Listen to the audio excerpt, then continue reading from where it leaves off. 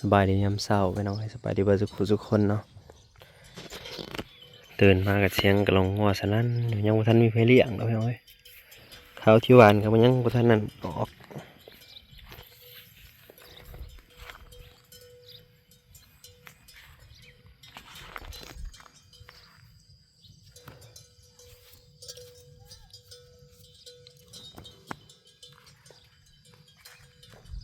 เผากะ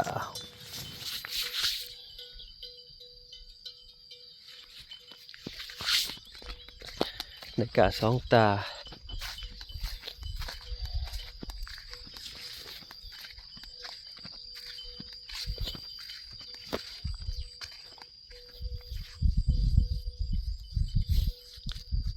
ที่ว่าผ่านมา2 คืนแล้ว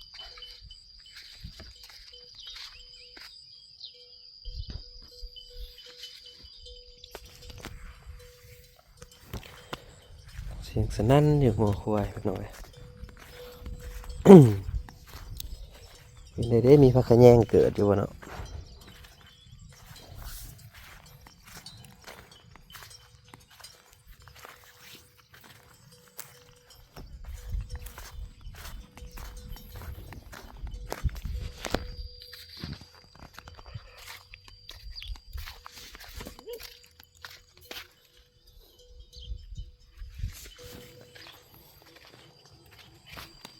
ทำไมเผาอยู่ลุ่มเนาะเอ้ย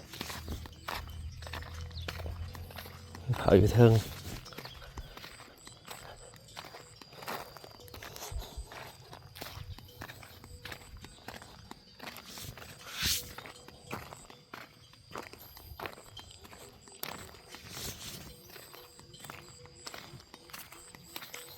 ต้นมะม่วงก็จะขี้จับบ่จับมะม่วงโล่หน่อยเนี่ยมะม่วงโล่โอ้โหสิจับบ่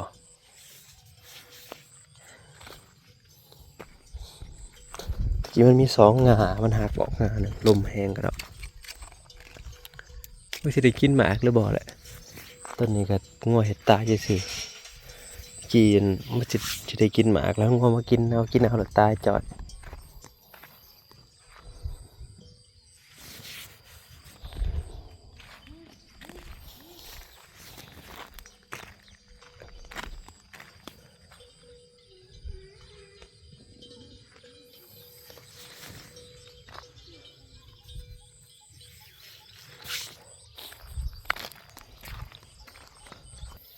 เป็ดที่คุณป้าซื้อให้ปล่อยเลาะนั่นแหละกับเป็ดแม่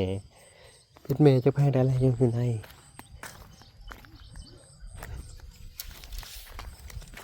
ในสวนเหรอเป็ดแม่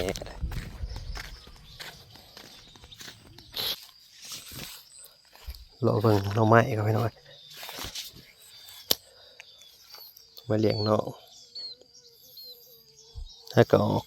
2 ตัวตรงนี้ยังบ่ทันกันเลยยังแต่เห็นออกหน่อเลยตอนนี้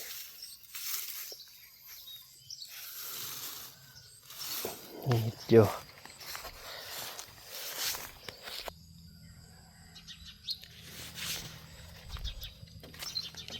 อื่นก็ได้หวานก้าอีกได้วนี่พี่น้องเลยเอาเขาลงแสไว้เลย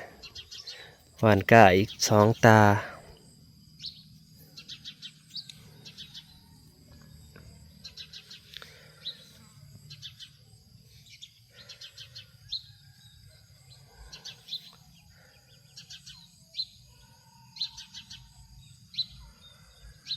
สูดฝนสิมาพี่น้องหึมมาทางนะ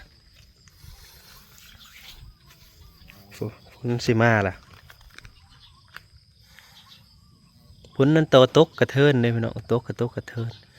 แต่ว่าพากระวานก้าไป2 คืนฝนมันสิมาวันนี้สิบ่โฮมบ่กล้าเอาเนาะหรือจังไดสิรอดอยู่บ่หรือได้แล้วคันมันตกมาก็ได้เสียหึมมาอีกแล้ว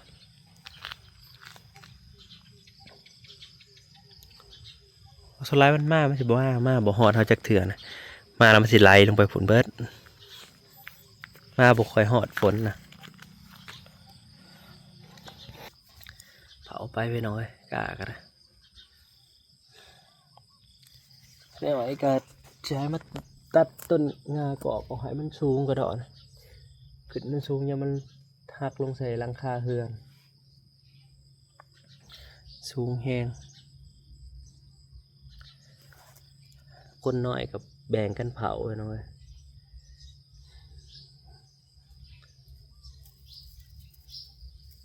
ว่าเด็กหน่อยก็น่าใจบ่ได้ถ้ามีเวียกละแลนนี่ไปก็ไปวิทย์กับใครเลยไปเลยไปบวิทย์แล้วก็กลับมาอีกคือเก่า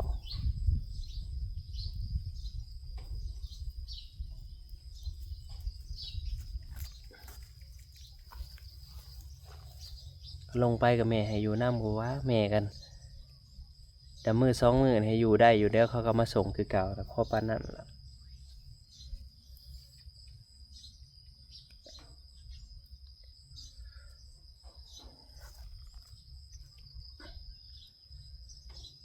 หอนแต่เช้ายันตกอะไรอยู่ฝนพี่น้อยหอนปานนี้คือสิบ่ยั่งอ่ะ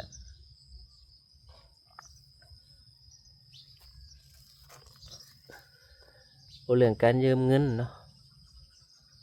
ไม่อ้อยยืมเงิน250 200แล้วแต่มือนั่นนะยังยังบ่ทันว่าอะไรเลยมีแต่ว่าสิคืนนะเงียบอีกก็บ่ได้ว่าอยากได้น้ำลาวดอกแต่ก็ควรบอกกันแน่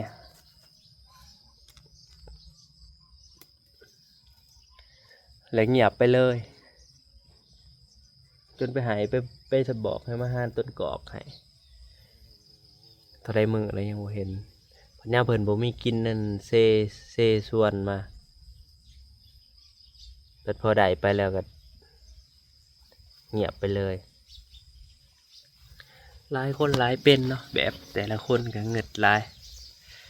แต่ละคนก็เป็นไปเถอะที่ว้าวตอนอยากได้อีหยังก็ง่ายเบิดแต่พอได้ไปแล้วอีหยังก็ยากกว่านี้มันเกาะคมมันสูงมันโอ้ยสูงเลยนะสูงแบบเวลาล่มมากเนี่ยมันเอ็ดขนาดเลยก็ใบพอดีกินกับลาบเลยใบเกาะนี่กินกับลาบเลยให้ตัดลงต่ำๆต่อไปก็ยังได้ตัดต้นมันถิ่มหมดแหละเพราะว่ามันอยู่ไกลเฮือนเกินไปเนี่ยต้นเปื่อยกับจะได้ตัดออกคือกันนะว่าซองนี่ข้อใช้ห่มมันก่อนว่ามันห่อนแห้งได้สิได้ซิดออกมานำยังโดเป็นยังก็ดีใช่ไหมบางทีไปเดี๋ยวบ่ได้ไปถือเผาไก่บ่ได้ไปเผาไก่เผาลูกชายเพาะลูกชายท่านตื่น แม่หน่อยก็ไปหาเห็ดเพาะถ้าคิดได้บ่ได้แหละไปทางพวกหาเห็ดเพาะไปนำเผาลูกชายอันนี้ก็ได้วันนี้ก็เป็นมืองานบุญบังไฟได้พี่น้อยอยู่บ้านน้องบัวทาบุญบังไฟบุญบังไฟแซนน้องไฟล่าตัวบ่ได้ไปดอก มันยากวิวภูเขากะตัวบ่ได้ไปปลูกไว้อันนี้นะเท่านี้เสร็จหมดแล้วยังเหลือแต่ต้นใหญ่นี่ต้นใหญ่แล้วก็ต้นน้อย2 ต้นต้นมะเขือดูผักบุ้งพี่น้องผักบุ้งหลายดิไปดึงลงให้ปลาเขาก็มักกินนะผลสิมาเลยผลมันเบี่ยนเข้าไปทางงานบุญผลก็ได้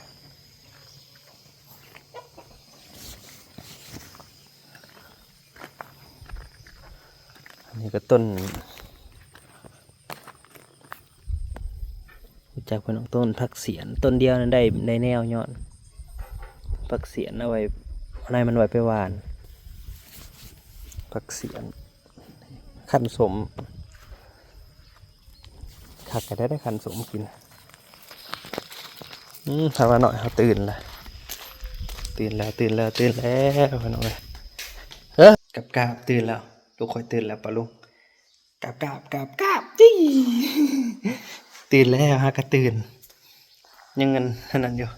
ผู้ดูฝนสิตกเลยผู้โอ้หึมมาละเดี๋ยวไปทำก่อนฮอนเดฮอนเดจึกจักตึงนั่งลงลูกกระตื่นพี่น้องเลยเขานอนเด็กอยู่บ่คืนนี่ฮะสายฝนที่ตกทางใดลูกสายฝนที่ตกทางใดสีดูเสียงความของหึมทางใดใช่ก็ดูงูใหญ่นะมองหยักอยู่เลยนี่ก็งูใหญ่พบกันใหม่พี่น้องเลยขอบคุณอะไรที่มาหับชมอยู่กับลูกชายมันนี่ก็ได้กับลูกชายบ่มีโมเลน